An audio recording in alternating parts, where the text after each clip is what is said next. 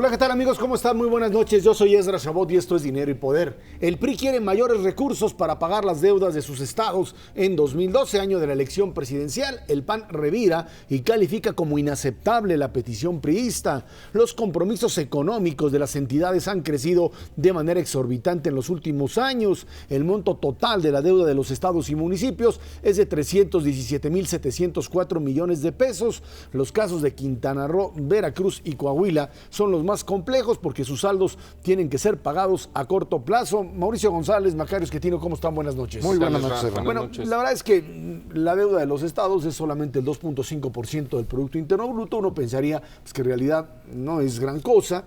El problema radica aquí, creo, en un ingrediente político interesante, en donde en medio de esta discusión que se tiene sobre qué aprobar ahora en el periodo ordinario, en septiembre, porque ya no hubo extraordinario, está este asunto de la reforma laboral, la reforma política, etcétera, y el PRI arranca pidiendo un cambio en la ley de coordinación fiscal, que es finalmente el mecanismo con el cual se reparte el dinero a los estados, que hay quien dice, bueno, pues es poco, y hay quien dice, pues sí es poco, pero ni siquiera sabemos en qué se gasta, y ahí empieza la discusión. Se convirtió en un tema político, en una discusión entre priistas y panistas. Hoy por ahí ya los periodistas también salen a apoyar fundamentalmente al PAN bajo el principio de que se trata de una estrategia priista para obtener mayores recursos para los estados en época de elecciones. En todo caso, Hacienda entró diciendo, señores, hay estados que están teniendo prácticamente lo que se llama una doble contabilidad. O sea, una contabilidad de créditos de aquellos que se pueden pagar con las participaciones federales, con lo que les entrega el Congreso, y otros que, bueno, fueron y contrataron deuda, quién sabe con qué, pero que en un momento determinado se pueden convertir en un problema, Mauricio.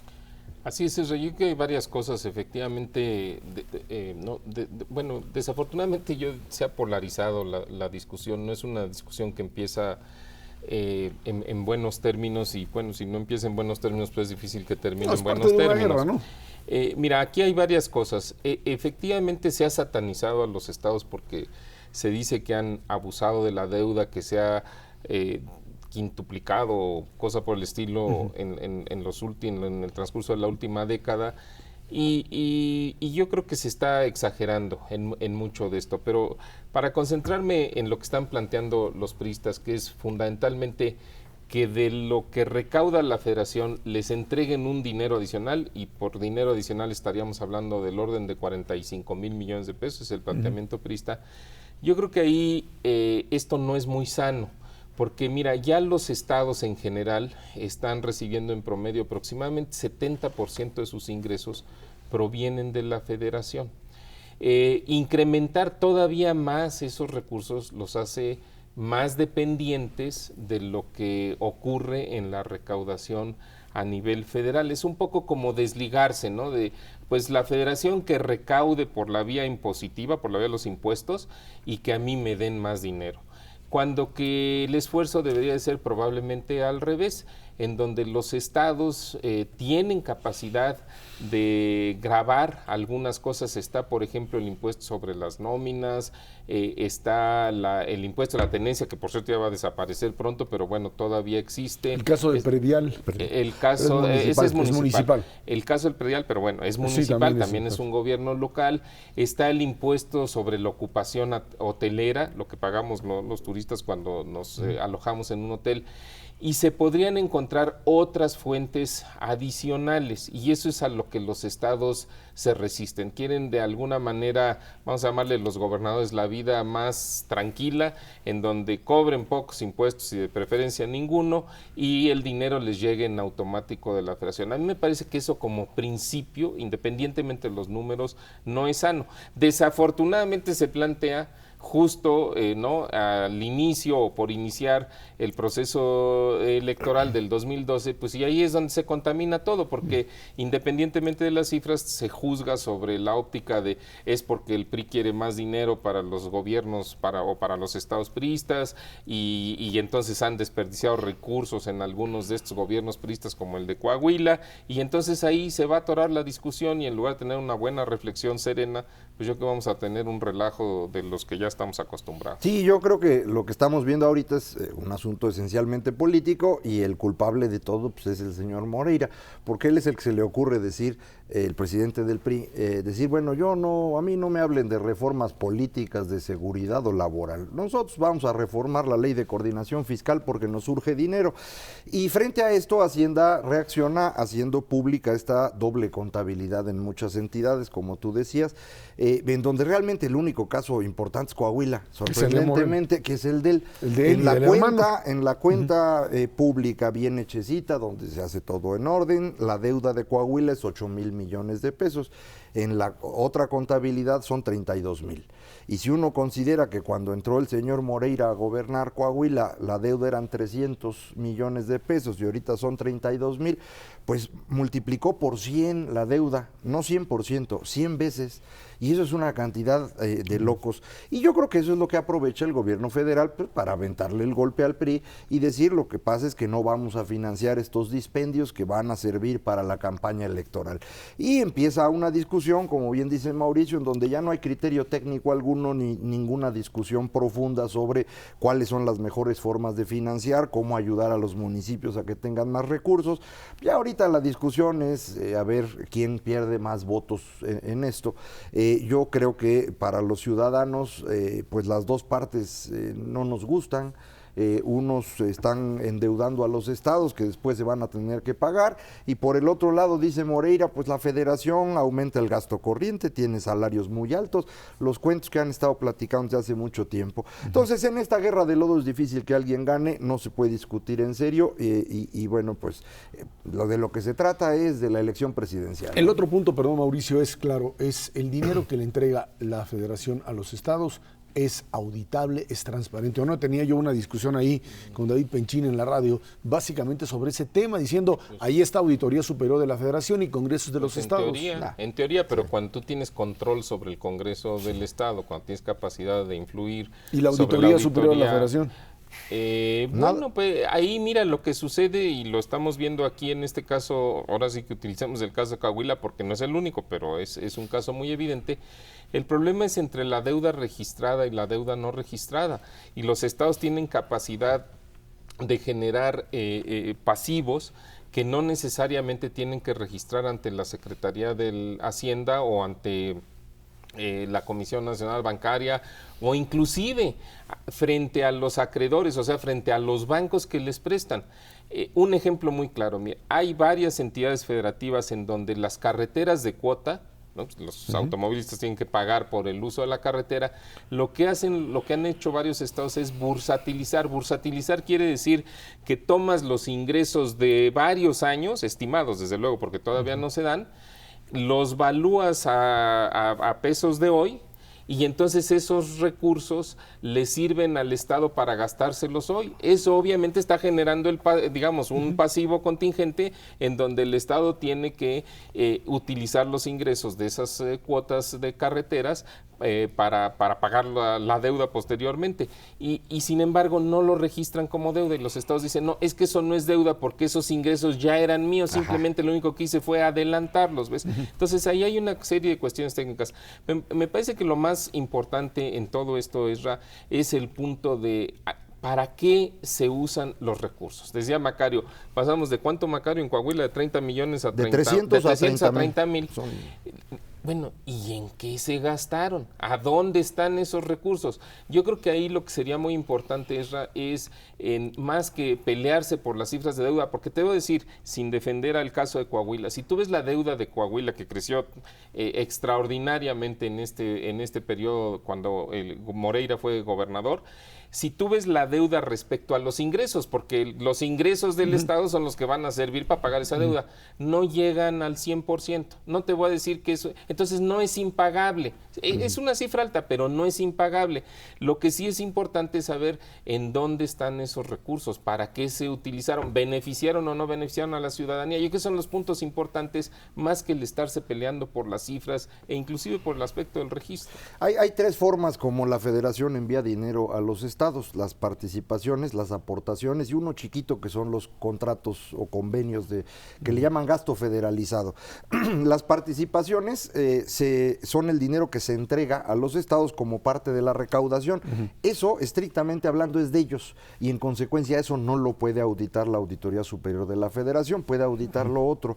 Entonces hay una parte del gasto que no puede auditar la Auditoría Superior, que lo debe hacer el Congreso local, y el Congreso local pues prácticamente siempre está comprado por el gobernador, o cuando menos pues, digamos que lo tratan bien, y esto hace imposible que los ciudadanos sepamos bien en qué se gastó, que esa es la preocupación de Mauricio y que yo creo que es la preocupación importante. Cómo se ejerce el recurso, transparencia y rendición de cuentas, y entonces sí que se reparte el dinero, pero si no, pues tan ¿Y el tercero? Los contratos federalizados, que son entre secretarías y gobiernos estatales, sí se pueden auditar, son los federalización de gasto público. Mira, y ahí hace, me parece que 2 o 3 años, no recuerdo exactamente la fecha, parte del problema es que los estados llevan su contabilidad como ellos quieren. O sea, definen las cuentas y los conceptos como cada estado quiere. Entonces, ¿qué sucede? Es muy difícil que cuando la federación entrega dinero se pueda hacer un seguimiento de en qué se está gastando. Ya los estados habían establecido un compromiso que para el 2012 se llama el proceso de armonización contable. Ya todos iban a usar la misma contabilidad y todos iban a tener las mismas cuentas. Yo creo que 2 o 3 de las 32 entidades federativas ya lo tienen listo. ¿Y las demás? Pues si no ordenan lo de la seguridad, ¿quieres que ordenen la contabilidad? Pues está Vámonos chido. a una pausa. De regreso vamos a platicar con Leticia Bonifaz, la consejera jurídica del Distrito Federal, sobre el caso El Encino, aquí en Dinero y Poder. Después de 11 años en litigio, el caso del predio El Encino, expropiado por el gobierno del Distrito Federal, fue resuelto por la Suprema Corte de Justicia de la Nación.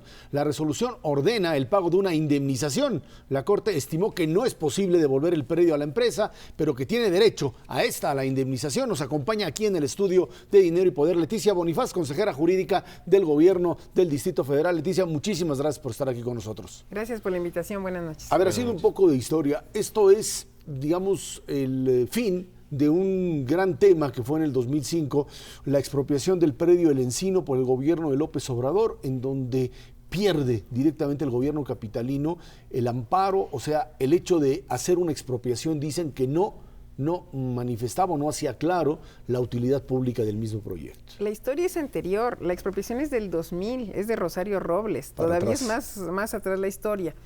Y normalmente la ley de expropiación te da las causas de utilidad pública y en otro tiempo con que dijeras es una escuela, es un hospital, es una carretera, bastaba. Aquí el primer juez que revisó el asunto dijo que estaba incompleto el expediente técnico que soportaba el decreto y esa falla técnica no se pudo subsanar durante todo el litigio posterior. Para que tengan idea, son 20 tomos los que tenemos. Pedí que me los pusieran en la mesa para revisar de nuevo y reconstruir la historia y tener informada a la ciudadanía, pero por fortuna ya se llegó a esta decisión, cosa que beneficia a la ciudad sin duda. Ahora, ¿qué fue lo que pasó entonces en 2005-2006?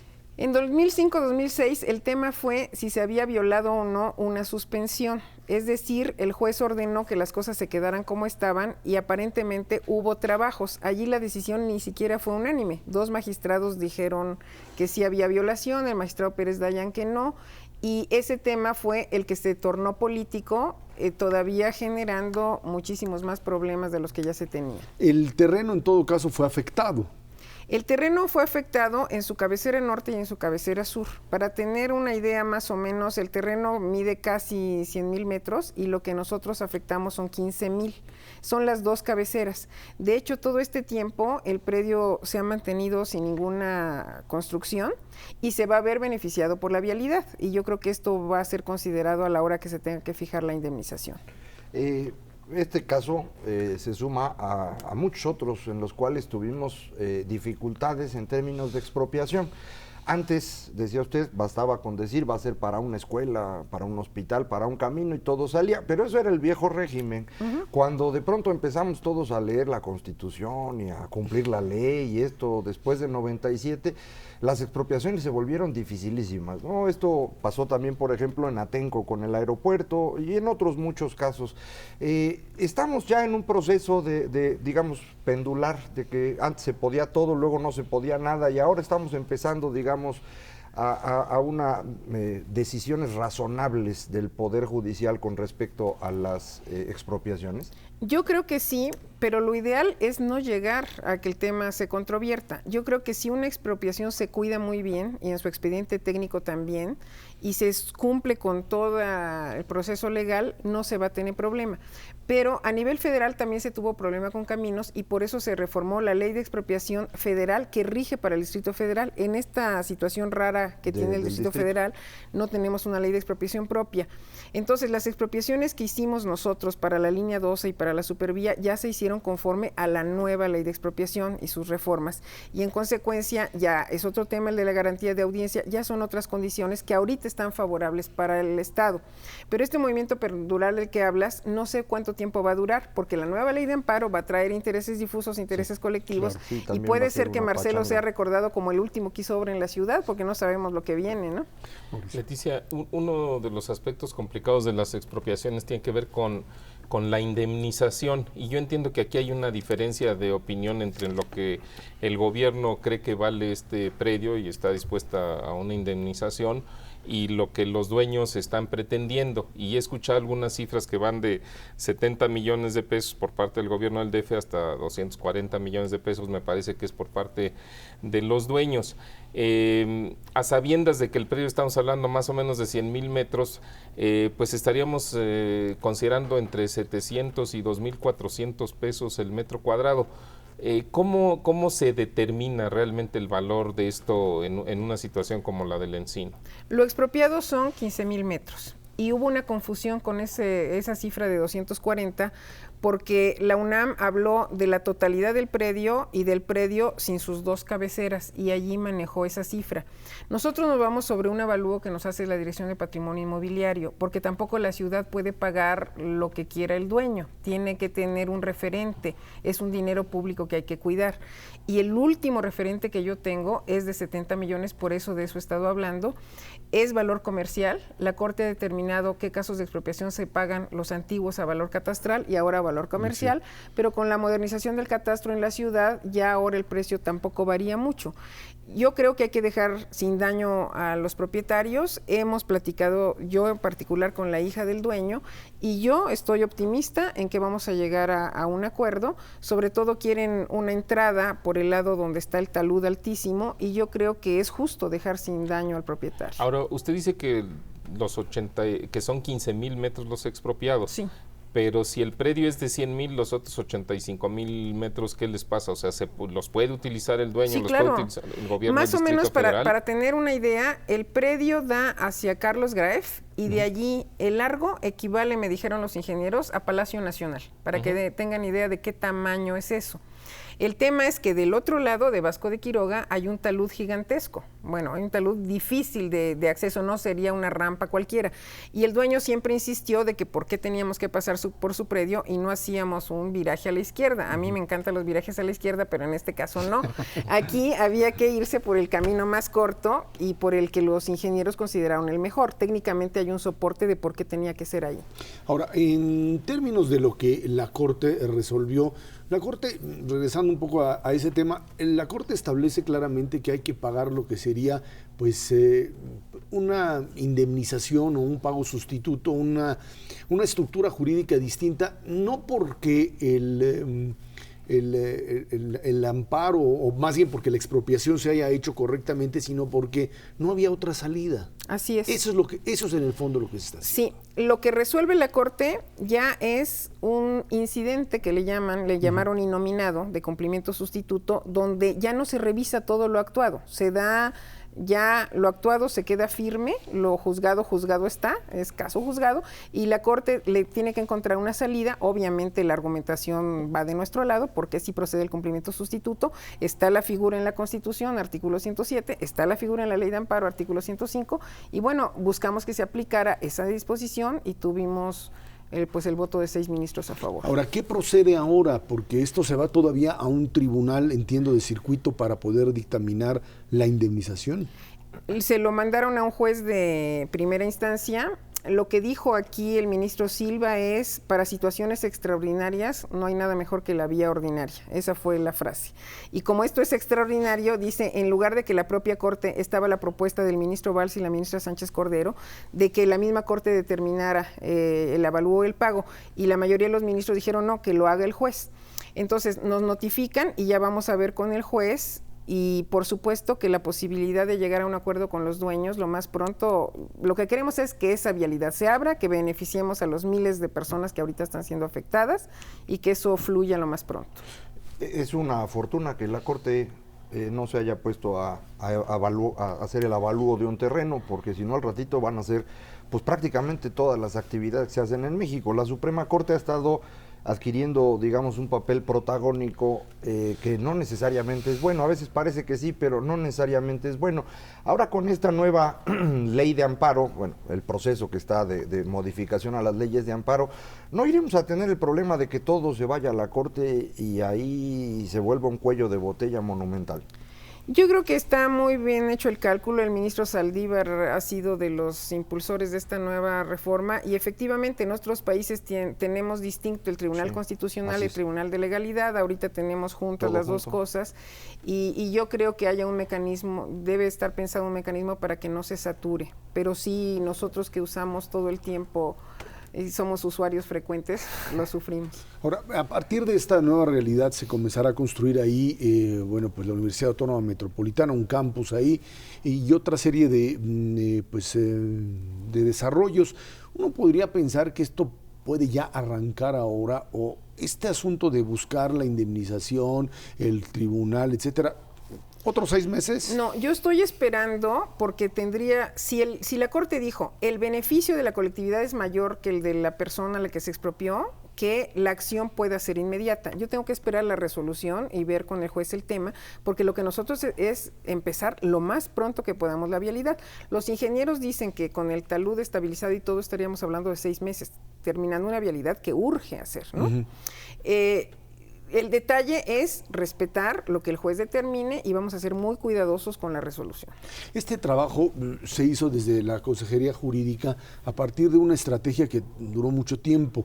Tendrían que ver autoridades delegacionales, hay muchos factores que intervinieron. ¿Cómo operaron esto? ¿Cómo pudieron hacer que de una manera muy, muy clara todos estos grupos, porque era una cantidad de intereses enormes que estaban ahí, no solamente de los propios, el propio dueño, los desarrolladores que estaban también ahí como una parte, por supuesto, el Hospital ABC que tiene ahí problemas serios en términos de las entradas. ¿Cómo se concilió esto? Bueno, te voy a decir básicamente lo que hicimos. Al menos la decisión con los abogados, de que tengo un equipo extraordinario de abogados, fue, en lugar de meter todo en el mismo recipiente y mezclar todos los intereses, saquemos todo y dejémoslo estrictamente jurídico, razonemos y argumentemos lo que la ley permite y por supuesto que el apoyo del delegado, el apoyo de los vecinos, el apoyo es muy importante, pero los ministros se basan en lo que el expediente dice. La argumentación nuestra en el expediente era la que había que cuidar, porque incluso el ministro Saldívar dijo, ¿para qué necesitamos un estudio más si los que pasamos por ahí ya sabemos que esto es así? Pero el derecho dice pues que lo tienes que acreditar, entonces por eso fue necesario el estudio de los especialistas de la UNAM, porque aunque el costo-beneficio te suene lógico, finalmente lo que necesitas es que con números alguien te diga claramente qué está pasando. Entonces yo creo que la fortaleza fue la argumentación del equipo que trabaja en la consejería. Hablando precisamente de costos y beneficios, se decía, y no sé si es correcto, que el Hospital ABC había establecido una cláusula en un convenio con el gobierno del Distrito Federal que si no se abría la vialidad el Distrito Federal debería de pagarle algo así como $35 millones. ¿Es eso cierto? No, yo creo que es leyenda urbana porque no lo tengo en mis, no lo tengo. No está registrado. No. Ahora, a partir de esta nueva realidad, Leticia Bonifaz, uno puede pensar que esto no se vuelve a repetir, porque es un mecanismo que de una u de otra manera se convirtió también en algo que a muchos, por intereses políticos o económicos, pueden jugar otra vez a esto, a modificar terrenos y luego irse al amparo y buscar alternativas. ¿Cómo evitar eso? Yo creo que la nueva reforma hace que el caso de una carretera sea tratado de manera distinta, porque si tú vas a construir una escuela, la puedes construir aquí o acá, pero no puede ser que en un trazo, un trocito de 120 metros lineales, que es el caso, te impide el trazo de una vialidad. Entonces, legislativamente yo creo que el legislador federal ya hizo lo que tenía que hacer. Pero ¿qué más hemos encontrado? Hemos encontrado que a nivel de precedentes de la Corte Interamericana también ya se ha visto que te indemnicen no significa que obtengas un lucro excesivo, y muchas veces, sobre todo el tema de las expropiaciones viejas, se ha vuelto cómo lucrar. Los grandes temas que heredamos de las expropiaciones antiguas pareciera que era cómo obtengo un lucro, no cómo me indemnizan, ¿verdad? Entonces esos precedentes también van a ser usados. A partir de esta nueva realidad que se da en la zona, uno podría pensar que con ese camino se detona también un fenómeno de crecimiento. O sea, el hecho de que ya exista el camino puede generar también un crecimiento mayor, o ya hay algún mecanismo que pudiese controlar esto. Yo creo que el plan que ahorita se tiene y todo lo que urbanísticamente se tiene proyectado es suficiente, porque normalmente en México la realidad no se alcanza. Así es. Pero también debe ser visto junto con el proyecto de la Supervía Poniente, porque unir el sur con el poniente era la otra asignatura pendiente, ¿verdad? Entonces yo creo que sumado esto y viendo Santa Fe como algo que nació con un poco de atropellamiento, digamos, en la planeación, pero que ahorita ya se tiene muy controlado, pues yo creo que esas posibilidades permiten que desde el punto de vista urbano esté bien. Finalmente, ¿alguna otra bomba de esta naturaleza en otra zona de la ciudad? No, comentaba un poco a nivel de anécdota que he tenido muchos problemas, jamás me los imaginé, para expropiar, para ampliar un panteón. En otro tiempo eso no tendría problema. Ahorita ya estoy superando los problemas originales, pero también ha sido una cantidad de amparos y de ires y venires. Y bueno, el panteón se necesita en los Culhuacanes y estamos a punto de concretar. Leticia Bonifaz, consejera jurídica del Gobierno del Distrito Federal, muchísimas gracias por estos minutos. Gracias y buenas noches. Gracias. Vámonos a una pausa. Esto es Dinero y Poder. El gobierno federal presentó la estrategia de financiamiento a las pequeñas y medianas empresas. Anunció que se detonarán créditos por 75 mil millones de pesos en beneficio de 175 mil pymes.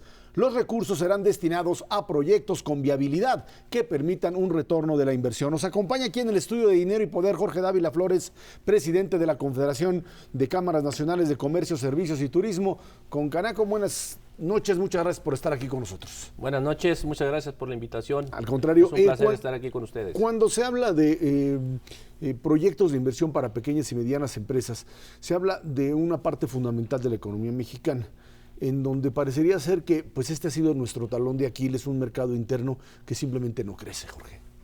Así es, eso lo hemos detectado en la Confederación desde hace ya varios años. Es por eso que decidimos presentar al propio presidente de la República una propuesta bien sólida, con el respaldo académico del Instituto Tecnológico de Monterrey, para llevar las inquietudes en materia de financiamiento que nos estaban haciendo llegar todos nuestros afiliados. En la Confederación, como tú sabes, Ezra, es una confederación que representa a todas las empresas del sector del comercio, los servicios y el turismo. Tenemos afiliadas a 254 cámaras, más 600 delegaciones, es decir, tenemos presencia en más de 900 ciudades del país. Y en esas 900 oficinas que tenemos en los diferentes puntos del país, tenemos afiliados más de 650,000 empresas en estos tres sectores: comercio, servicios y turismo. Y regularmente ese tipo de empresas representa más de la actividad, más de la mitad de la actividad económica del país, representa más del 51% del Producto Interno Bruto y más del 53% de los empleos formales registrados debidamente ante el Instituto Mexicano del Seguro Social. Sin embargo, en los últimos años, los financiamientos han sido caros para el tipo de proyectos que están presentando nuestras empresas. Es decir, requerimos créditos a tasas más competitivas con nuestros socios comerciales, y eso es lo que presentamos en la Confederación, lo sustentamos con el estudio que hicimos en conjunto con el Tecnológico de Monterrey y lo planteamos al presidente de la República en marzo, y de ahí se derivó este proyecto al cual se suman afortunadamente Nacional Financiera, la propia Secretaría de Hacienda, la Asociación de Bancos de México, con 5 bancos que participan en este proyecto. ¿Qué esperarían una vez que se detone este tipo de crédito como un resultado final? ¿Un crecimiento importante, un cambio en la fisonomía propia de estos comercios? Sí, esto va a generar a final de cuentas el crecimiento de más empresas de nuestro sector, en empresas medianas, empresas inclusive grandes. Los créditos que estamos planteando o que ya se plantean en el convenio que se firmó el jueves pasado son créditos que pueden llegar hasta 15 millones de pesos para abrir inclusive nuevas empresas, hacer crecer empresas que ya estén en operación, y a final de cuentas lo que queremos es generar más y mejores empleos, que ese es el objetivo fundamental de todo esto, mediante el crecimiento de las empresas de nuestro sector, para poder hacer viables proyectos que antes no lo eran por la tasa de financiamiento. Si tenemos en un proyecto retornos del 17-18% sobre la inversión de tasa interna de retorno, pues obviamente requerimos financiamientos que estén por debajo de ese costo, de esa tasa interna de retorno, que el costo del financiamiento esté menor que la tasa interna de retorno. Y eso es lo que estamos buscando con este programa. Una de las dificultades tradicionales para los créditos con las pymes tiene que ver con pues las dificultades que tienen las mismas empresas para administrarse adecuadamente. No todos los pequeños y medianos empresarios tienen la misma pues capacitación, llevan adecuadamente sus cuentas, saben cuánto vale su negocio, pueden hacer un plan de negocios a futuro relevante. Ahí la Concanaco está pensando en participar, digamos, como pues un núcleo de capacitación de estos empresarios para reducir este riesgo. Sí, definitivamente. Este programa parte o se sustenta con un capital de riesgo que aporta la Secretaría de Economía, que aporta la Secretaría de Hacienda, como parte de los apoyos pymes. Una parte de esos apoyos pymes son fondos de garantía para que los bancos puedan operar con tasas más bajas. Y la Concanaco, por su cuenta, estará a través de las cámaras de comercio en todo el país y a través de los Centros México Emprende, que son centros que hemos venido instalando los últimos 2 años, que ya tenemos actualmente en las 31 ciudades más importantes. Tenemos esos Centros México Emprende, en donde se dan capacitación, se diagnostica a las empresas y se determina qué es lo que necesitan las empresas. Habrá empresas que requieran financiamiento, habrá empresas que requieran mejores prácticas administrativas, habrá empresas que requieran mejor manejo de inventarios. Ahí se hace el diagnóstico y del diagnóstico parte la asesoría en esos Centros México Emprende. Uno podría pensar que de alguna manera al detonar este tipo de créditos, esto podría atraer a lo que sería empresas que están en el sector informal, que pudiese ser un incentivo para entrar en la formalidad. Bueno, pues ojalá, y nosotros lo que hemos estado señalando, una de las propuestas que tiene la Confederación desde hace muchos años, es que el sistema hacendario mexicano debe de ser un sistema que premie la formalidad y que castigue la informalidad. Y un premio a la formalidad puede ser el tener acceso a créditos a tasas preferenciales, que hay que ser muy claros en esto, no son créditos subsidiados, son créditos a tasas preferenciales. Aquí tiene que ser negocio para el banco, tiene que ser negocio para la empresa, y a pesar de eso tiene que ser también generador de más y mejores empleos. Por eso estamos buscando esquemas en los que haya una corresponsabilidad entre el sector gobierno, entre los empresarios, los banqueros, y a final de cuentas que el empresario mediano y pequeño pueda competir con los socios comerciales. Ahora, en este caso se están financiando empresas. Tenemos créditos para empresas pequeñas, pero también tenemos crédito para empresas medianas y yo creo que del segmento mediano y alto también. Es una derrama crediticia de 75 mil millones, la verdad es que sí es algo que podría darle un buen impulso a las pymes y a las empresas medianas o medianas grandes. Sin embargo, existe la percepción de que la tasa de mortandad, particularmente de las pymes, es mayor que las de empresas grandes que ya tienen más tiempo de estar establecidas y que tienen más permanencia.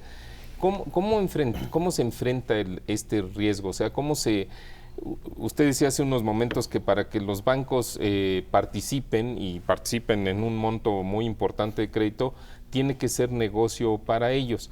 Para que sea negocio, pues también me imagino que hay que reducir la perspectiva de riesgo en el otorgamiento de crédito. ¿Qué elementos existen en este programa, digamos, para acotar el riesgo a los bancos y que efectivamente pues estos 75,000 millones no se queden en una promesa, sino que se canalicen directamente a las empresas? Sí. Nada más una observación. Estos 75,000 millones son todos los programas que tiene Nacional Financiera.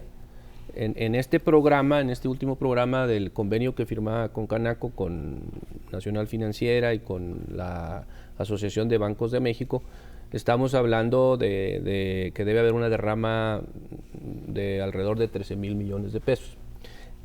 Pero sí estamos preocupados y ocupados en que estos créditos que se vayan a otorgar sean créditos a proyectos viables.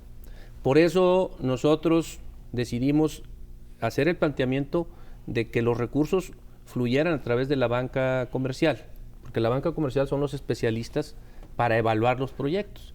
Y nosotros, por nuestra parte, la Confederación, a través de las 900 oficinas que tenemos en todo el país, estaremos dando asesoría a las empresas que quieran solicitar un crédito a través de los centros México Emprende, evaluando los proyectos, viendo que tengan una rentabilidad adecuada, que tengan una viabilidad desde el punto de vista técnico, desde el punto de vista financiero, y en función de eso tener una recuperación de créditos atractiva para poder hacer, en base a la recuperación, poder hacer esto un círculo virtuoso y poder ir ampliando el programa.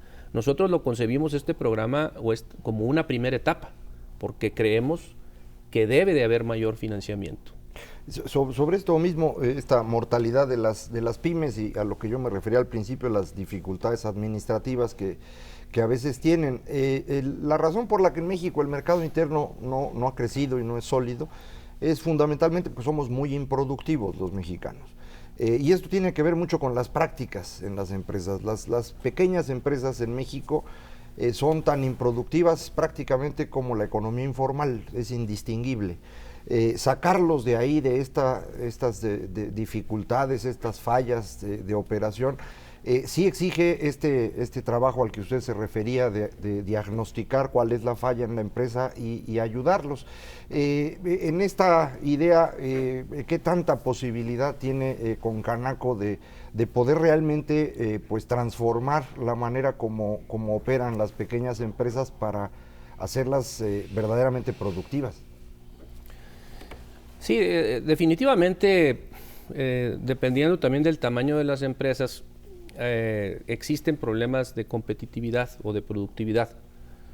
Pero las empresas que están formalmente establecidas, de alguna manera, son empresas que están cumpliendo con todos sus compromisos. Están cumpliendo con el pago de sus impuestos, están cumpliendo con el pago del Infonavit, del Instituto Mexicano del Seguro Social, con todas esas obligaciones que en algunos estados llegan a ser hasta 30 gravámenes diferentes, entre impuestos federales, estatales y municipales. Cumplen con toda la normatividad para abrir esa empresa y todavía para mantener a los accionistas, a los propietarios, a los responsables. Y la competitividad también tiene que ver con los precios de los servicios públicos. Por ejemplo, la electricidad. Si competimos en un mercado global, si competimos con empresas de Canadá y de Estados Unidos en un mercado abierto, sobre todo en el tema del comercio, en donde estamos, existen muchas empresas ya estadounidenses operando en México que operan o que se fondean con créditos a tasas del 1 o 2%, cuando nosotros nos fondeamos a tasas del 25-30%, o cuando ellos los costos de sus servicios pueden accesar a costos más bajos que los de las empresas mexicanas pequeñas, pues se parte de una base, como se dice en el argot futbolístico, que la cancha no es muy pareja. Pero son empresas que sí son productivas. No pudiera yo comparar una empresa legalmente establecida, pequeña, contra una empresa informal un comercio informal, porque el comercio informal no estaría cumpliendo con sus obligaciones que marca la ley. Entonces serían dos cosas diferentes. Sin embargo, sí estamos conscientes que se requiere mejorar la productividad. Por eso le hemos apostado mucho a la capacitación, le hemos apostado mucho a los proyectos de modernización de los comercios, a los proyectos de tecnología. Estamos también empujando mucho lo que son la generación de franquicias mexicanas, de que los negocios exitosos que tenemos en nuestro país, que son muchos, poderlos franquiciar y poderlos pues generar esas franquicias que puedan funcionar en México y que puedan funcionar en Estados Unidos, que puedan funcionar en Canadá. Estamos haciendo algunas alianzas con algunas cámaras de Estados Unidos y Canadá para tener ese intercambio, inclusive de franquicias mexicanas. Por otro lado, estamos empujando también el que, en conjunto con la Secretaría de Economía, un programa de créditos para franquicias también, en donde se reduce ese porcentaje de mortandad al tener el esquema de franquicias. Y seguimos sobre eso. Nosotros le estamos apostando mucho a la capacitación, estamos apostándole mucho a la vinculación con las universidades. Firmamos un convenio con el Sistema Tecnológico de Monterrey.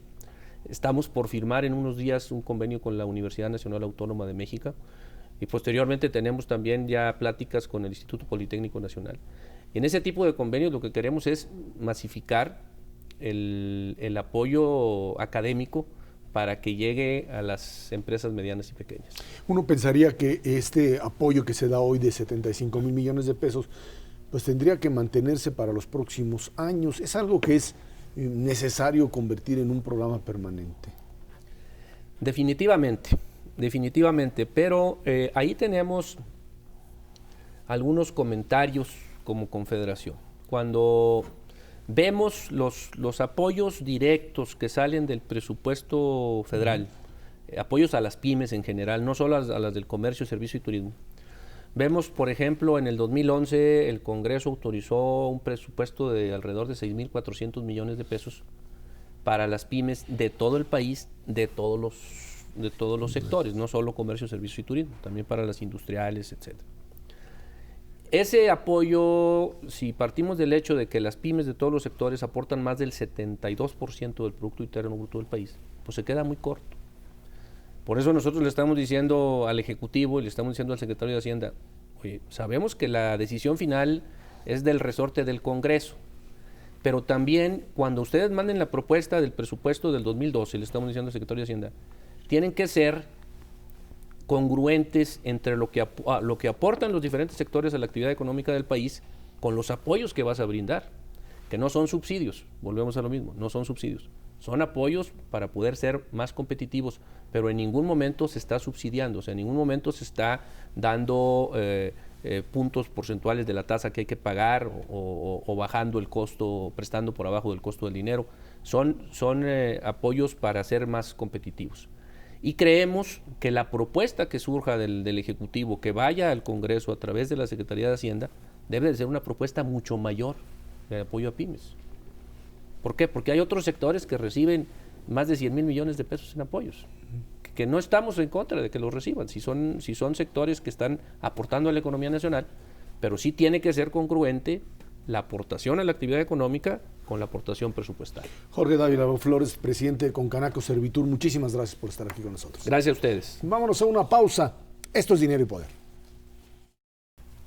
La Secretaría de Hacienda adelantó que ante la alta volatilidad en los mercados financieros internacionales es primordial fortalecer los programas económicos del país. Informó que prepara medidas para atenuar el impacto de la desaceleración de la economía internacional y generar un mercado interno más dinámico y mayor crecimiento. Ahora sí que otra vez todos a sacar las señales, empezar a volver al cuento que vivimos en el 2008, bajo el principio de que hay que buscar programas anticíclicos. El día de hoy ya aparecen señales contradictorias en la economía norteamericana. Por un lado, datos buenos de producción industrial. Por otro lado, Fitch, la calificadora, que no es de las más grandes, le ratifica la calidad crediticia a Estados Unidos. Digamos que el terror que se generó la semana pasada empieza a disminuir el día de hoy, ¿no? Bueno, lo que ocurre es que las últimas 2 semanas prácticamente, o la primera semana de agosto sobre todo el mundo se puso muy nervioso porque de golpe hubo varios eventos que hicieron que la gente se diera cuenta que las expectativas de una recuperación rápida de Estados Unidos y de un crecimiento a futuro, pues eran expectativas sin ningún fundamento, y que lo que va a ocurrir con Estados Unidos es lo que nos pasó a nosotros en los 80 o lo que le pasó a Japón en los 90, 10 años sin crecer, en lo que se paga el exceso de los años o crecimiento previos. A 1%. Sí, eso, sin crecer me refiero a un crecimiento muy miserable ahí, de 0, 1%. Japón creció 0.7, por ejemplo, durante la década de los 90. Algo así le pasará a Estados Unidos, y cuando se dan cuenta de eso, pues todo lo que ya habían metido en acciones lo quieren sacar de golpe y todos pierden. Ya se serenó eso, y lo que yo creo que va a ocurrir es que así nos vamos a ir con un crecimiento muy sencillito, y pues lo que dicen acá en Hacienda de hacer mercado interno y demás, suena bien bonito, pero yo insisto, el asunto fundamental es necesitamos ser más productivos los mexicanos, y además de preocuparnos por el mercado interno, hay que preocuparse por agarrar más mercado en Estados Unidos para nuestras exportaciones, que es algo factible y que nos permitiría crecer en los próximos años a nosotros, aunque ellos no crezcan tanto. Yo creo que efectivamente se juntaron varias cosas y eso fue lo que detonó el nerviosismo, pero yo creo que esto no se ha acabado.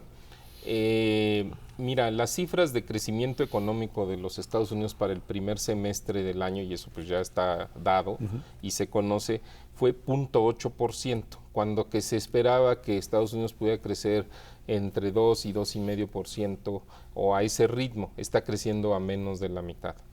El problema efectivamente es si esta situación continúa, porque si continúa, lo que sí puede ocasionarnos aquí en México es una desaceleración importante de la actividad económica global. Este año ya no hay tanto problema, Ezra, porque este año, a fines de esta semana, vamos a conocer el crecimiento del segundo trimestre del PIB aquí en México, pero todo indica que el primer semestre del año la economía creció arriba de 4%. Entonces, por mal que nos vaya, en el año vamos a crecer al menos 3, 3.1, 3.2% en su conjunto. En el mal escenario. En el mal escenario. O sea, de veras, ya un escenario así de verdaderamente pesimista. Sin embargo, el problema es el 2012. Porque de continuar la actividad económica en Estados Unidos relativamente baja, o sea, con avance, no con recesión, ojo, no estamos hablando de una recesión, estamos hablando de un avance como el que menciona Macario, 0.7, 1%, 1.1%, eso sí nos coloca en una situación o en una perspectiva donde la economía mexicana en el 2012 podría crecer pues escasamente 2%. Y en esas condiciones no se genera el empleo suficiente, no se permite la recuperación del poder de compra de los salarios, y entonces aquí es donde sí efectivamente serían muy útiles algunas acciones o algunas medidas de las llamadas contracíclicas. Contracíclicas quiere decir ir contra la corriente de la desaceleración para impulsar un poco más de actividad económica. El problema es que lo que se ha anunciado hasta ahora es, pues no, la verdad es que no pinta como contracíclico.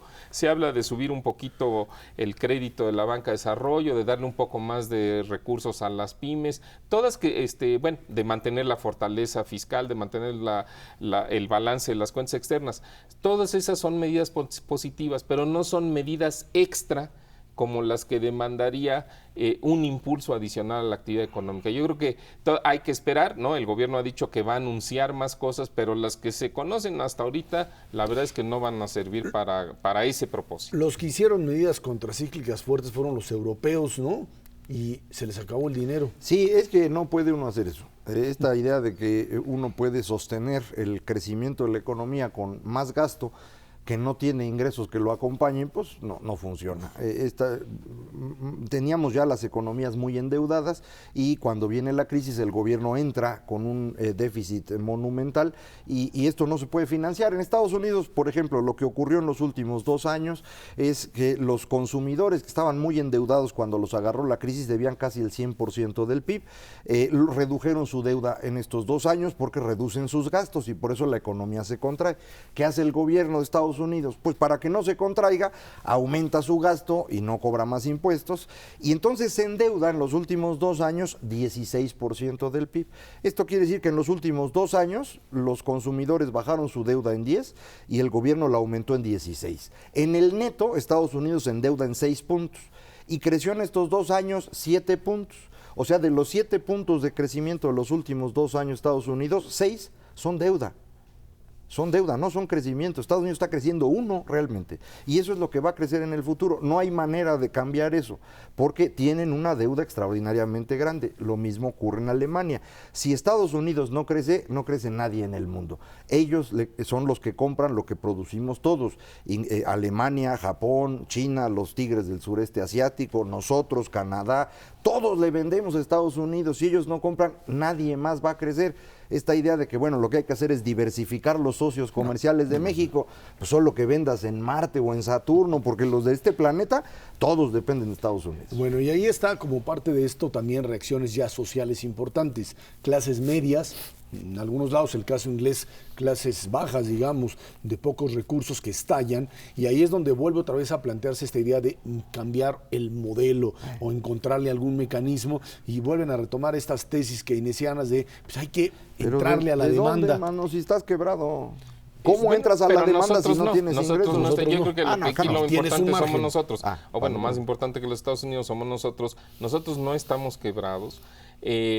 Aunque tampoco eso nos da una licencia para que el gobierno salga a gastar desenfrenadamente. Ahora, no todo gasto significa necesariamente una deuda o una deuda que no se pueda pagar. El ejemplo claro es el gasto de infraestructura. Sabemos, porque eso fue una de las prioridades de este gobierno, que hay un montón de proyectos de infraestructura que están ahí estacionados fundamentalmente por razones de carácter burocrático.